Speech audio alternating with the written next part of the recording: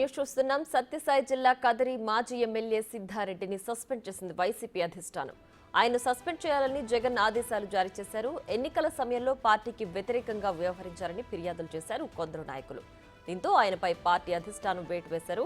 సిద్ధారెడ్డితో పాటు ఇంకొందరు నాయకులు వైసీపీకి వ్యతిరేకంగా పనిచేశారని గుర్తించినట్లు తెలుస్తోంది. టీడీపీకి అనుకూలంగా కొందరు నాయకులు పనిచేశారని క్రమశిక్షణ కమిటీకి ఫిర్యాదులొచ్చాయి.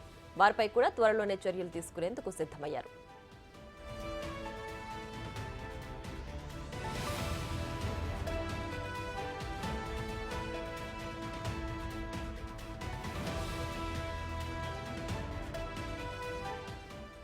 ఇక మరింత సమాచారం మా ప్రతినిధి యోగానంద్ ఫోన్ లైన్ లో అందిస్తారు. యోగానంద్, చెప్పండి, వైసీపీ అధిష్టానానికి వ్యతిరేకంగా పనిచేశారన్న ఆరోపణలు ఉన్న నేపథ్యంలో సిద్ధారెడ్డిని సస్పెండ్ చేసింది అధిష్టానం.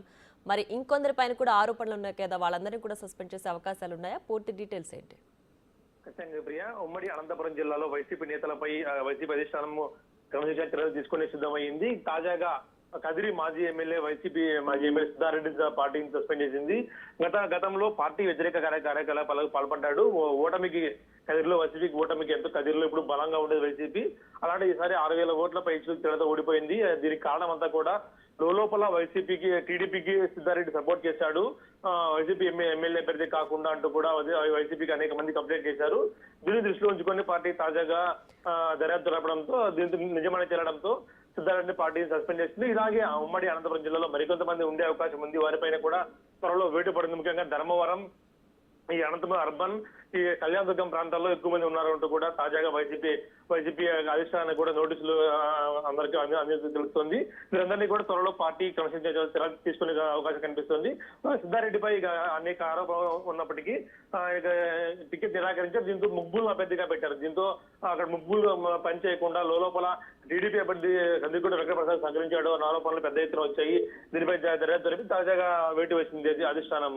ప్రియా, రైట్ యోగానంద్, అయితే ఓటమికి గల కారణాలను బేరీజ్ వేసుకున్న నేపథ్యంలో వైసీపీ అధిష్టానం ఈ సస్పెన్షన్ పరంపర ఇంకా కొనసాగే అవకాశం ఉందా?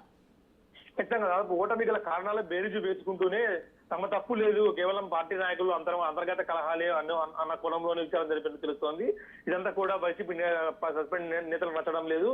మేము కాకుండా అనేక మంది మీ పార్టీలో అంతర్గతంగా సరిగా చేయకపోవడం వల్లే, ఎమ్మెల్యేలు కూడా ప్రజల్లోకి వెళ్ళకపోవడం వల్లే ఓడిపోయింది అంటూ కూడా వారు కూడా నిరసన గమనం వ్యక్తం చేస్తున్నారు. మేము మాత్రమే కాదు ఓటమి కారణం, ఇలా మీ వైపు నుంచి కూడా తప్పు ఉంది అంటూ కూడా వారు అధిష్టానాన్ని కూడా ప్రయత్నం చేస్తారు. ఇలా మిగతా దాదాపు రాష్ట్రాల్లో కూడా ఇలా జరిగిందంటూ కూడా వార్తలు వస్తూ ఉన్నాయి. రాష్ట్రాల నేతలకు కూడా త్వరలో నోటీసులు ఇచ్చి వారి అంశాలను కూడా పరిశీలించే అవకాశం ఉంది. దాదాపుగా మొదటి వేటే మాజీ ఎమ్మెల్యేపై సిద్ధారెడ్డి వేటు వేయడంతో బలంగా సాగేతనం పంపించేది తెలుస్తోంది. ఎవరైతే పార్టీ కార్యకలాపాలకు వ్యతిరేకంగా పనిచేస్తారో అందరినీ కూడా ఇదే గతి పడుతున్నట్టు కూడా హెచ్చరిక జారీ చేసినట్టు తెలుస్తోంది. Priya, right Yoganand, thanks for the updates.